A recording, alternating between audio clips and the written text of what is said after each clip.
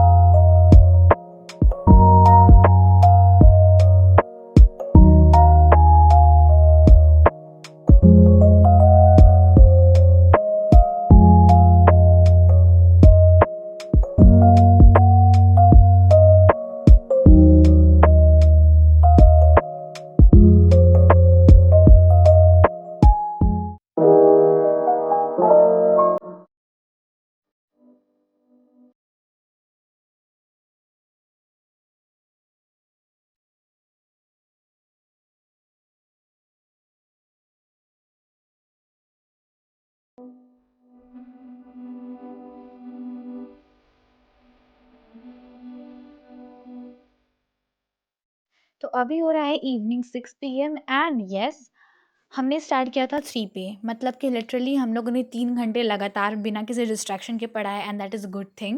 तो अभी मैं जा रही हूँ अंदर बैठ के पढ़ने, बिकॉज बहुत ज़्यादा अंधेरा हो चुका है।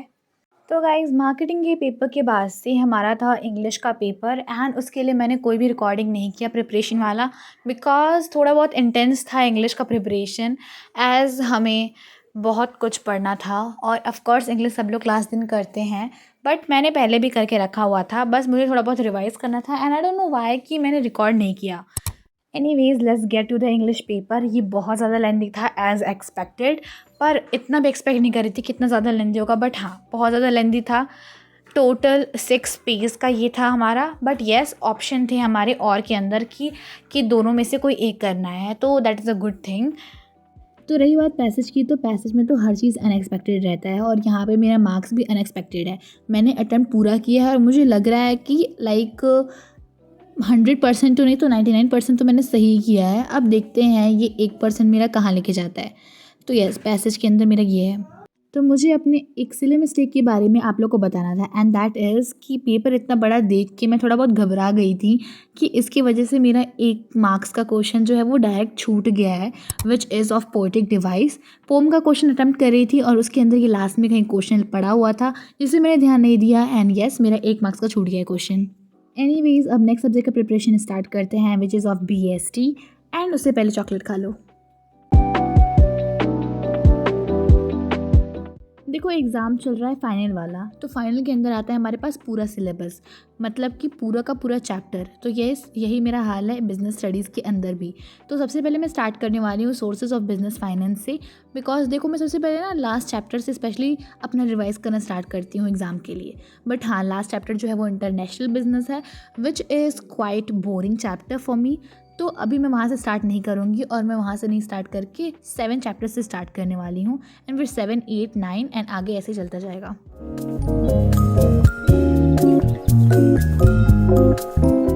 तो तो बीएसटी है मेरा लास्ट एग्ज़ाम एंड इसके अंदर मुझे मिला है 3 डेज़ का गैप। तो बिज़नेस स्टडीज़ के अलावा जितने भी मेरे एग्ज़ाम थे उसमें मुझे 1 डे का गैप बस मिला था। बिज़नेस स्टडीज़ लास्ट एग्ज़ाम था एंड इसके अंदर ही सिर्फ 3 दिन का गैप मिला था मुझे। ये क्लिप है मेरे first day of gap day and इसके अंदर मैंने कंप्लीट कर लिया था 5, 6, 7, 8 चैप्टर। तो अभी मैं पढ़ रही थी chapter number 4 which is business services and ये चैप्टर बहुत ईजी है। बोल सकते हैं कि स्टार्टिंग के सारे चैप्टर बहुत ईजी हैं, तो इन सारे चैप्टर को कंप्लीट करने में मुझे बिल्कुल भी टाइम नहीं लगने वाला है। और वैसे मुझे इस पेपर के बीच में बहुत अच्छा गैप मिल गया था, इसलिए मैंने सैम्पल पेपर वाला क्वेश्चंस भी सॉल्व किया है इसके अंदर प्रिपरेशन के टाइम पे एंड मैंने मैक्सिमम 4-5 सैम्पल पेपर तो सॉल्व कर ही लिया है। So this business studies paper is the last paper and yes मैं बहुत ज़्यादा एक्साइटेड हूँ। पेपर ख़त्म होने के बाद से we gonna celebrate Holi also. Anyways मैंने गैप डे के लास्ट दिन एक चीज़ रिकॉर्ड किया था रात के 12 बजे, तो वो आप लोग को दिखाती हूँ कि मेरा लास्ट मिनट प्लान क्या क्या होता है। फर्स्ट ऑफ ऑल उसके बाद से हम लोग देखेंगे नेक्स्ट। हमारे पास टाइम हमारा हो रहा है अभी 12 बज गया है, लाइक नेक्स्ट डे हो चुका है। आगे लेट्स गो। देखो इसके अंदर 17 प्रोसेस हैं हमारे पास। एक्सपोर्ट प्रोसीजर के अंदर 17 प्रोसेस हैं और लाइक वी आर लाइक हमको उसको सबको समझना है। तो अभी मैं देख रही हूँ उसका स्टार्टिंग की मैंने सारी चीज़ देख लिया है, अभी ख़त्म कर लिया है। अभी मुझे ना क्या करना है, सबका मैं 1 शॉट देखने वाली हूँ और सारे चैप्टर्स का, और मुझे सारे चैप्टर्स का 1 शॉट देखना है एंड उसके बाद से we are good to go.